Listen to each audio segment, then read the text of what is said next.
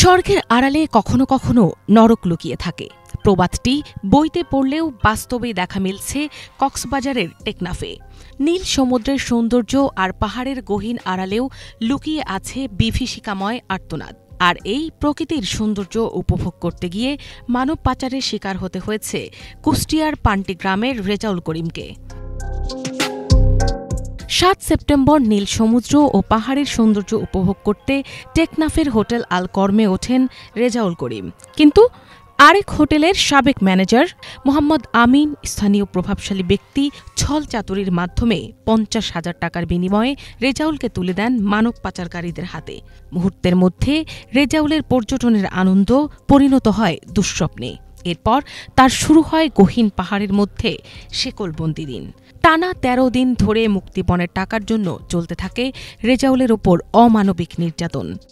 আসরের নামাজ পড়তে আসলে মসজিদ থেকে বেরোনোর পরে হোটেল আল করিমের ম্যানেজার ওই আমিনের সঙ্গে আমার দেখা হলে বলছে যে আঙ্কেল কেমন আছেন? আমি আলহামদুলিল্লাহ ভালো আছি। তো বলছে আঙ্কেল কবে আসছে? আমি আজকে আসছি।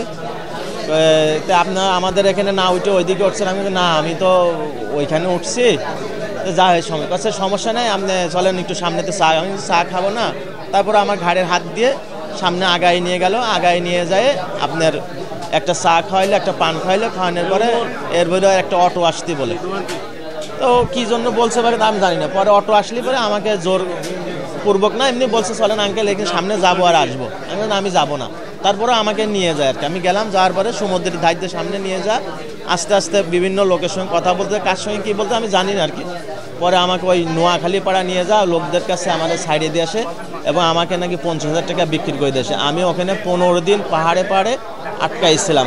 গত ৫০ দিন আমাকে আবার আপনার ৫০,০০০ টাকা অন্য পার্টির কাছে বিক্রি করে দেয়। তাই আমাকে সিএনজিতে করে নিয়ে যাচ্ছিল।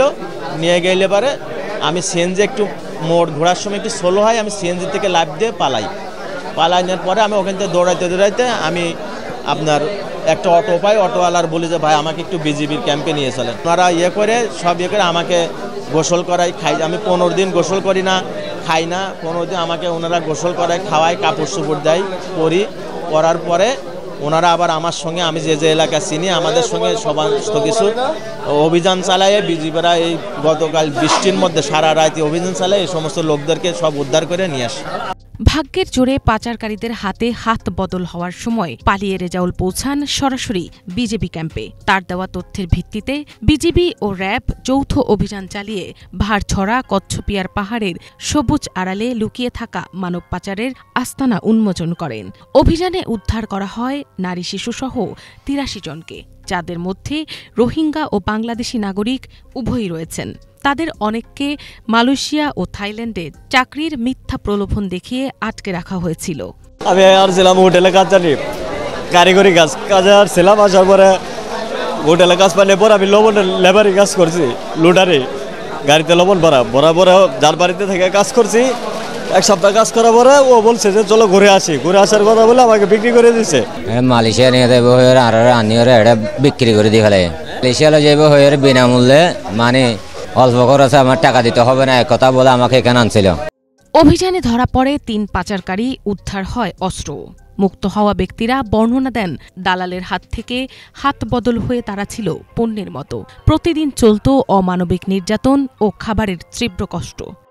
অনেক দিন আমাদের টাকা পয়সা ছিল, মোবাইল ছিল, সবগুলা নিয়ে ফেলছে। উনি আর আমরা ৩ জনে একই সাথে আছি। আর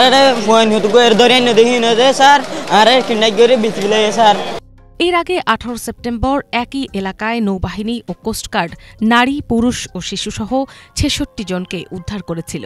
চলতি মাসে মোট ১৫০ জনকে মানব পাচার চক্রের হাত থেকে উদ্ধার করেছে যৌথ বাহিনী।